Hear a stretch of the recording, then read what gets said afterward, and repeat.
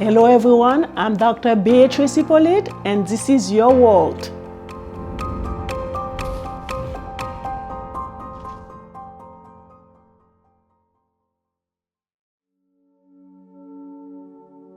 Hello everyone, today we are more than privileged to have a special guest with us.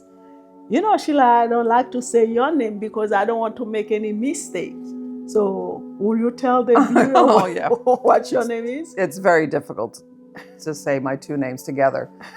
So I am Sheelagh Schlegel, formerly Murphy, which would have been a lot easier, but I did marry Mr. Schlegel, now Dr. Schlegel. So yes, it's a little difficult to say. But you can call me Sheelagh. You know, that's how it's gonna be. That's what I always say. Say it 3 times fast. Or just call you Dr. Sheelagh. There we go. So Sheelagh and I, so it's like, we have some history, right? We do. Started online. In our online program, I reached out because I said, "Wait." And when we got from Haiti, we gotta be friends. And you know what? Funny, so it's like, when I started talking to Sheelagh, I found out that Sheelagh was more Asian than I am.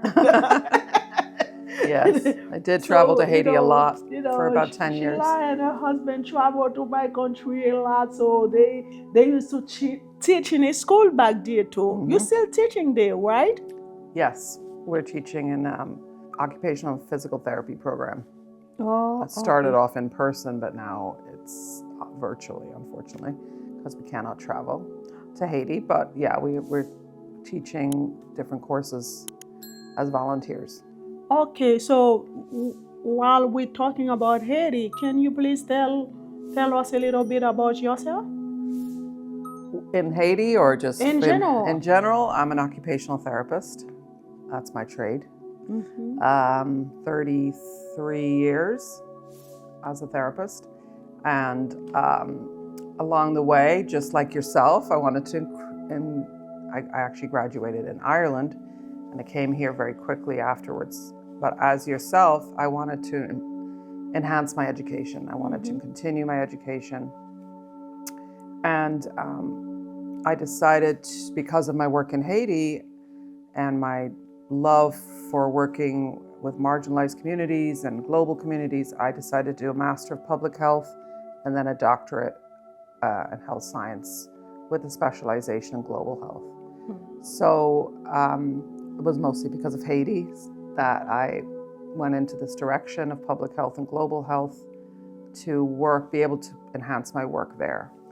And so even though I go to Haiti and I go to other countries as an occupational therapist, I also have some background in public health and global health to help plan programs better, do a better job, so that we try to work with sustainability and with different communities. Okay, I know today you're not here to talk about Haiti, but before I even start with the subject that you really want to talk about, so what really was the trigger, that pushed you to start working in Haiti? Well, I always wanted to work in a global setting from when I was younger. I came and started working in the United States. I started having children and I got married and married again. And so I wanted to always go and work in another country. So as it happened, the church that we belonged to had a Haitian priest working there. So when he said, "Hey, who wants to go to Haiti?" I was the first person, and I think the only person. Oh, that's how it started. Okay. To raise my hand at that time. So that started a tremendous experience of going to Haiti. First with him. And eventually you got your husband involved. No, the very first trip. Already. We weren't married at that time. We were both divorced. We were friends. We were colleagues. And I said, "Hey, you want to go to Haiti?" So actually our first trip together, which became a love story, and then we got married a few months later, is because of Haiti. Oh, okay. So it was a journey of a lifetime for both our relationship and for our beginning to love Haiti. Okay, that's wonderful. So in many ways, God pointed us in that direction for a reason. On behalf of I think 6 months later we were married. Okay. And on behalf of all the Asian people, I want to thank you, both you and your husband, for all you have done for the country. I know that you gave your sweat. It's a love. It's a love for the country. So I thank you for saying that, but I also thank Haiti for giving me a start in global health and for giving me my doctoral project, my romance and marriage with my husband, and all of the beautiful food and experiences and friends that I've made. So I think it was a mutual thing. I know that I've helped Haiti, but Haiti has also been a huge gift for me. Okay. And now working with the students there, I feel like I'm helping the next generation of healthcare providers. So I'm hoping that in some way helps the country. And I still owe you some black rice and bouillon. I think my whole family wants to come for the food. So definitely I'm gonna make it happen. Now, so what you have for us today? So one of the things that I'm passionate about, and actually right now I'm working on a study of parents in Guatemala, because I haven't been able to travel to Haiti, so I have been going to Guatemala, is this whole idea of caregiving. So right now I'm working, because I still work with children as well, but my main focus is home health and working with adults and older adults, but working with parents has been a project that I've been working on.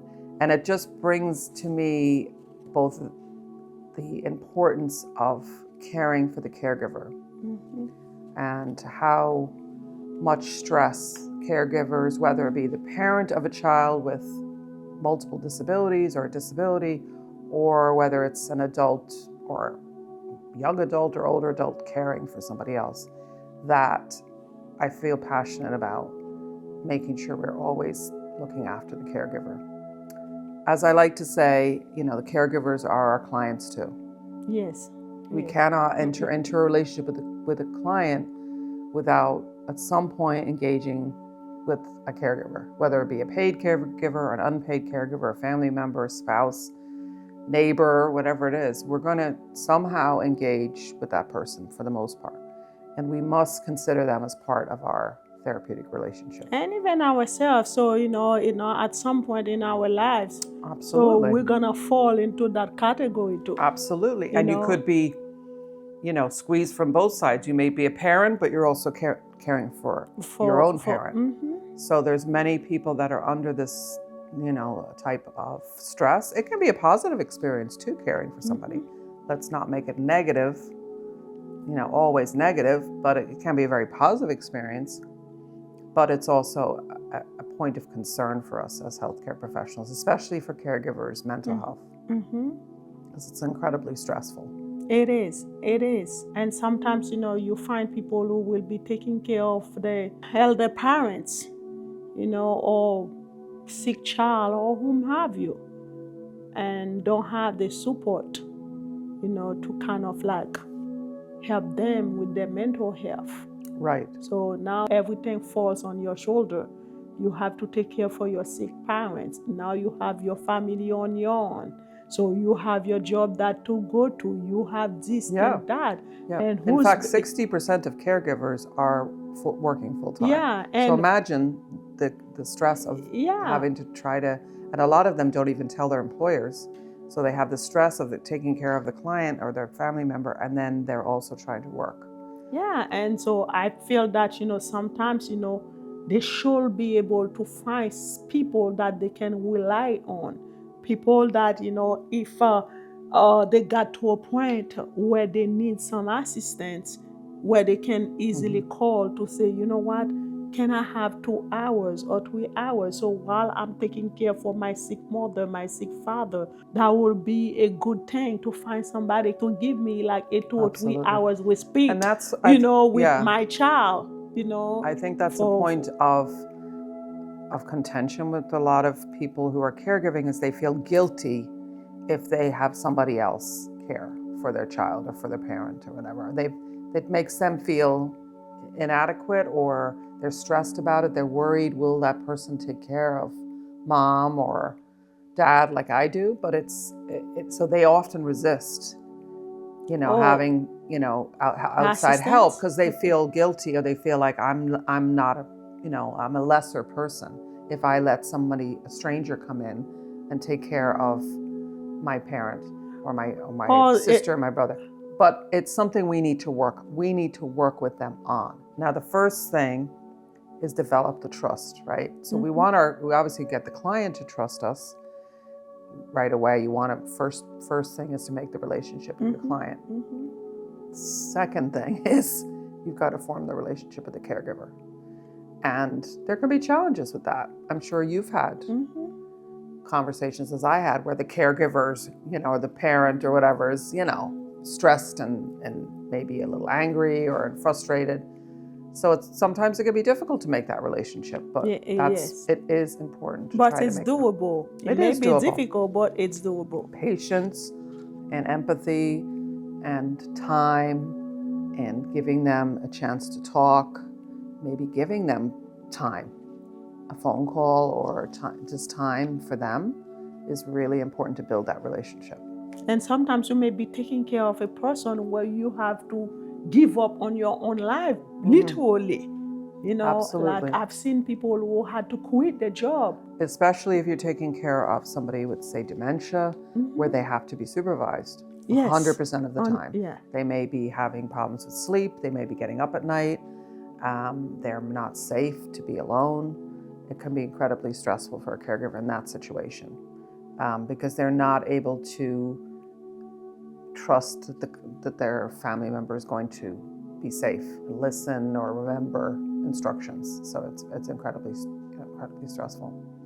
So what I try to practice is, when I go into, especially when I do home health, is if there's a caregiver there, whether it be the son or daughter or spouse, or could be anyone really, could be a partner, a friend, is I'm going to ask them, how are you doing? I'll do my assessment of my client, but I'm also going to say, how are you doing? And just let them know that I have empathy for them. And I'm going to encourage them, maybe not day one, but over time, to start looking for options, like you just said, for a couple of hours, 2 or 3 hours, to give them a break. And as I feel, as healthcare professionals, it's part of our job too to make referrals and try to help them get the services that they need. Yes indeed. And when you go to the home, you ask, that you're there for the patient, but you also want to make sure that you check on that caregiver. And sometimes, even if it is a paid one, I remember, when I used to conduct. That's a really good point. Yes. Yeah. I remember when I used to conduct home visit, as a social worker. So it's like when I go to the home, and I see the room attendant, bear in mind, for you and I or other people professional in the field, they may have the skill, the knowledge to deal with a difficult patient, but oftentimes those home attendants, they don't have the knowledge and the skill that many of us have. Right. And here you are, they have to deal with a patient who suffers with dementia. And they may not be getting enough sleep. Exactly. So they may be up a lot, or the Exactly. person may be getting up at night, or they have to go to the bathroom, or they just need to be with them. So you have to watch out for the signs of burnout in paid caregivers and it's a unpaid. job, but at the same talking, so it can be stressful. Yeah, and I mean, sometimes people employ, people, and they're not being fair. They're not making sure that they're getting enough time off or sleep or things like that. So you want to be on alert for caregivers.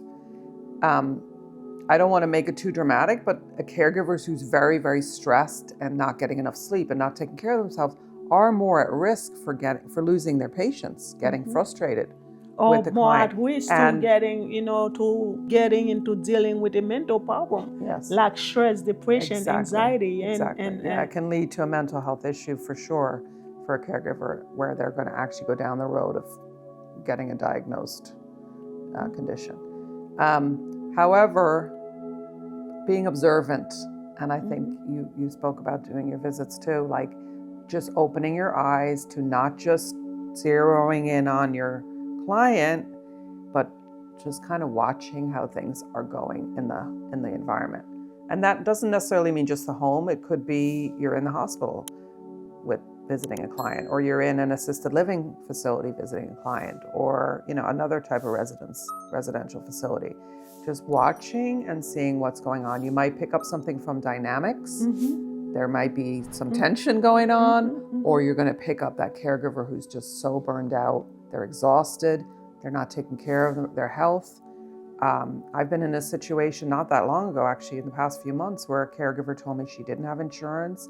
She had high blood pressure. She couldn't go to the doctor. And she was actually asking me to take her blood pressure during the visit. And I was at home to find out that she had quite severe hypertension and she wasn't taking care of it. But she's just working and working and working to support her family and neglecting. And this was a paid caregiver. Also families as well. There's been other situations where I've noticed another client, a gentleman with Alzheimer's. They just moved into an apartment, so they just gave up their home, moved into an apartment. So the spouse was already feeling sad and, depressed about leaving their home, living in now a one-bedroom apartment, which was a good thing in a way because it was, more accessible. But I turned to her and I said, "How are you doing?" And she said, "Terrible. And I haven't been to any of my doctor's appointments in the past year, not one." So she missed all of her appointments, primary care, cardiologist, which is not good. endocrinologist, all of those. She just kept canceling her appointments.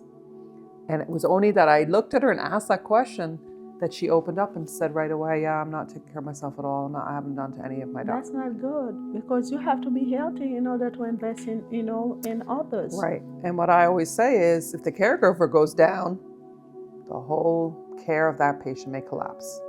The whole situation might just implode, because now if the caregiver ends up in the hospital, this client is going to end up in, having to go into residential care or some type of, 24-hour care. So it can really pull the whole situation down if we don't pay attention to the caregiver.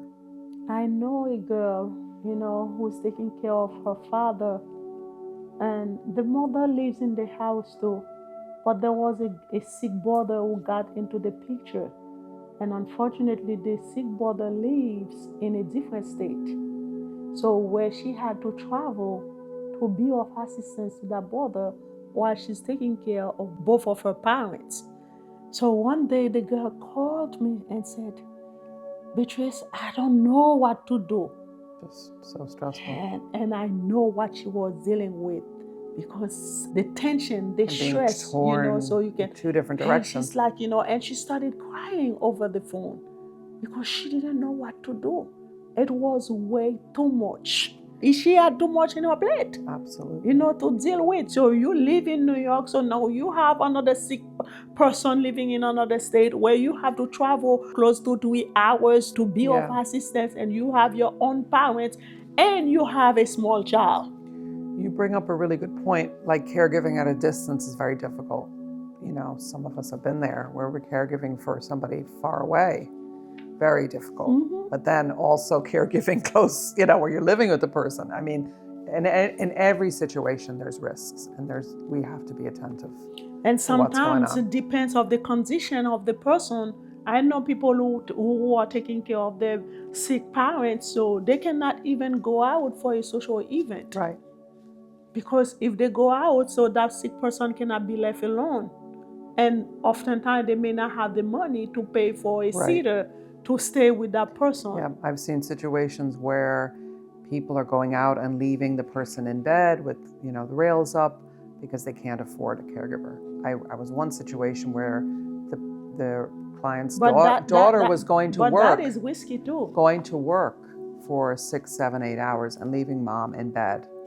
And, using, absorbent diapers or whatever to try to, prevent any accidents.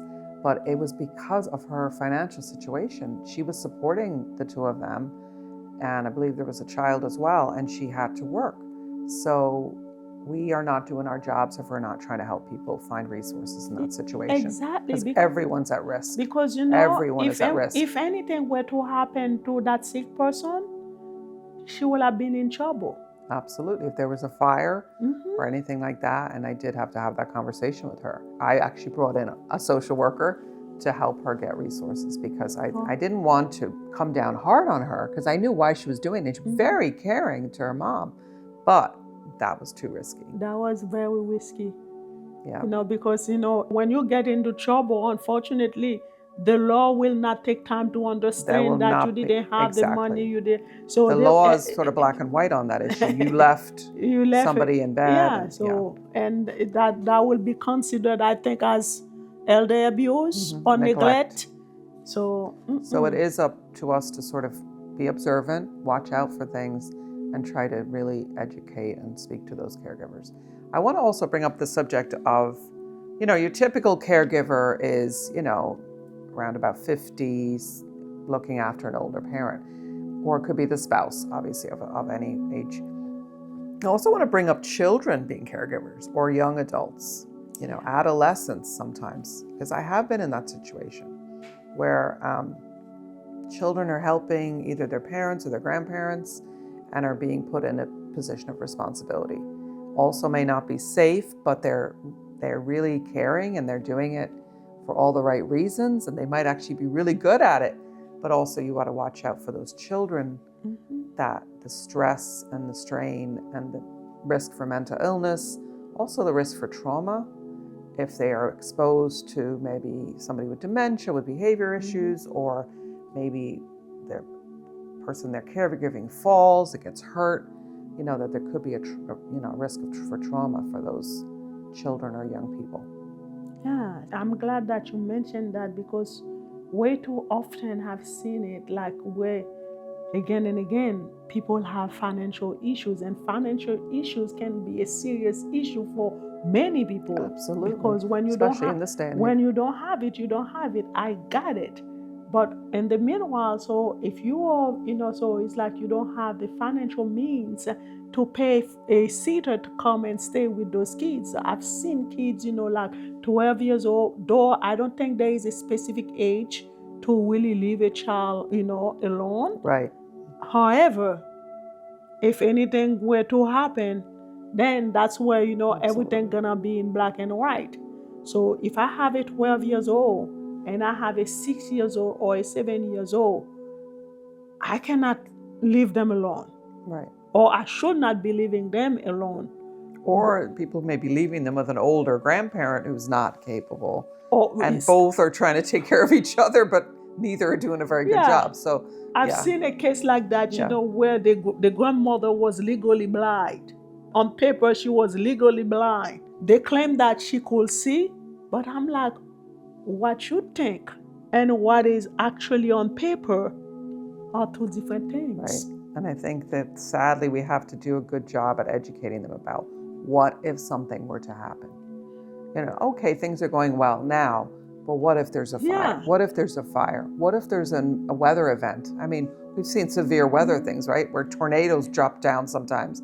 It even happened to us, you know, or there's all of a sudden, you know, a hailstorm. You have to think about those situations. Especially with kids, you know, fire, it's easy, you know, for them to set, you know, the place into fire.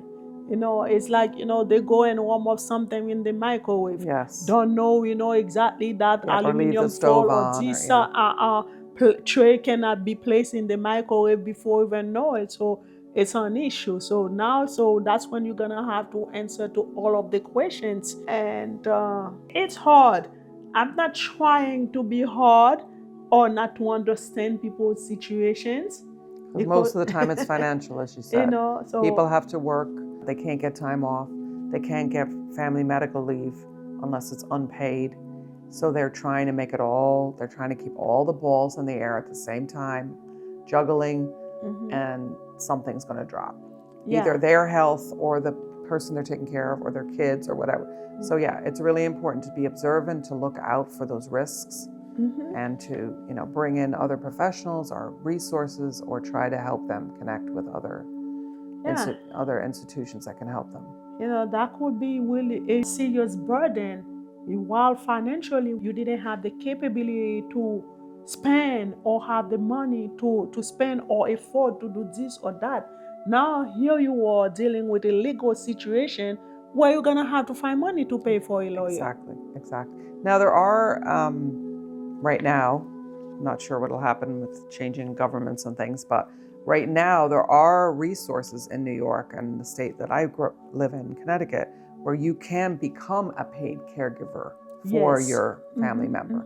It's not always perfect and it's not always available to everyone, but it's certainly something that people should consider, that they can become, get some paid, or somebody in the family can be paid to be a caregiver. Yeah, I think it's the same for New York. Yeah, except, I did look it up, and you do have it in New York too. Except, like for the wives, if it is your Right, husband. it can't be a spouse.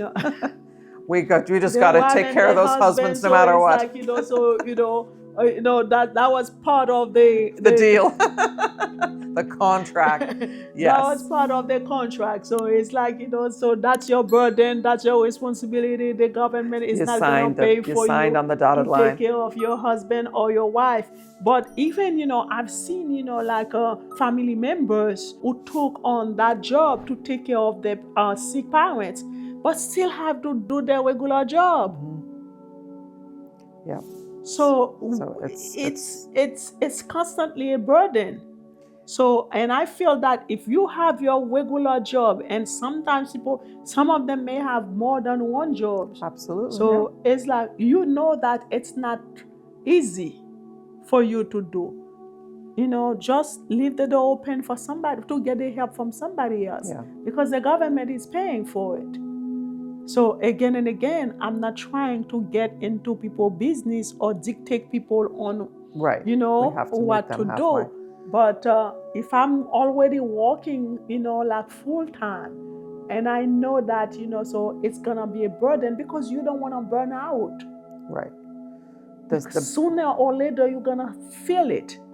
Either mentally or physically. Yes. Or spiritually or emotionally, it's going to take an effect. Especially when it goes long term, years. 1 year turns to 2, turns to 5. It can be very, very hard on the caregiver.